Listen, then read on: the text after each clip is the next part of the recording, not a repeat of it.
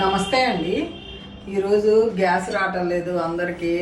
నేను ఒక 4 ఇయర్స్ బ్యాకే మీకు చూపించాను నా ఛానల్లో. రైస్ కుక్కర్లో గిన్నె పెట్టి అన్నం వండుకుంటామని. 3,50,000 ఎంత చూశారు నాకు గుర్తులేదు. రీసెంట్గా మరలా ఆ వీడియోని చూస్తా అంటే చాలామంది డౌట్లు అడుగుతున్నారు. గిన్నె లోపల గిన్నె ఎందుకు పెడుతున్నావు పద్మ ఆంటీ అని. గిన్నె లోపల గిన్నె పెడితే ఏమవుతుందంటే అడుగు అంటదు. డైరెక్ట్ గిన్నెలో పోసేస్తే అన్నం వేస్ట్ అవుతుంది. అలా గిన్నె లోపల గిన్నె పెట్టుకుంటే మనకు అన్నం వేస్ట్ అవుతుందని నేను అలా వండుకుంటాను. నేను దుబాయ్లో నేర్చుకున్నాను. ఇది స్వప్న అని మా ఫ్రెండ్ చెప్పింది. పద్మ ఆంటీ ఇట్లా వండుకోమంటే అప్పటి నుంచి వండుతాం, మీకు కూడా చూపిద్దాం ఉపయోగపడుతుంది అని చెప్పి చూపించానండి. ఇప్పుడు మా అమ్మాళ్ళ ఇంటికి వెళ్ళినా ఎక్కడైనా నేను ఇదే పద్ధతి వండుతా. ఎందుకు అంటే మనం బయటికి వెళ్ళినా కూడా మనం ఇలా బియ్యం పెట్టేసి వెళ్ళిపోవచ్చు. ఈ లోపల గిన్నె పాడవుతుంది అంటే ఒక నిమ్మ చెక్క వేసుకోండి, చింతపండు కానీ ఏదైనా ఒక గ్లాస్ నీళ్ళు పోసేస్తా అంతే. గ్లాసున్నర కూడా పోసుకోవచ్చు.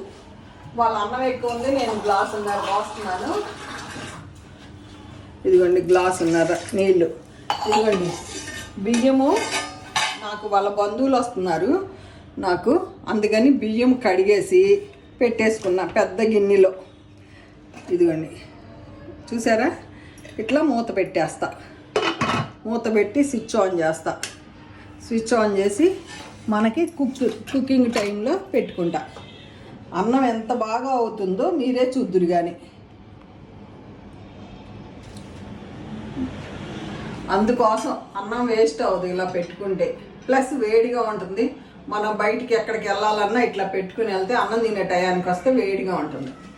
ఇదిగోండి చూసారా అండి, అన్నం రెడీ అయిపోయింది.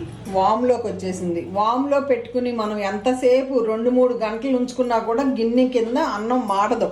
ఇదిగోండి అన్నం చక్కగా ఉడికిపోయింది.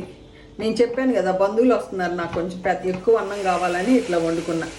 కరెక్ట్గా సరిపోతుందండి మాకు ఈ గిన్నె. ఇదిగోండి ఇంతే సింపుల్గా రైస్ కుక్కర్లో. ఎంతమందికైనా పెద్ద రైస్ కుక్కర్ అంటే ఇది కొని కూడా నేను 15 ఏళ్ళు పైన అయింది. దుబాయ్లో ఉన్నప్పుడు తీసుకున్నా. ఓకే అండి.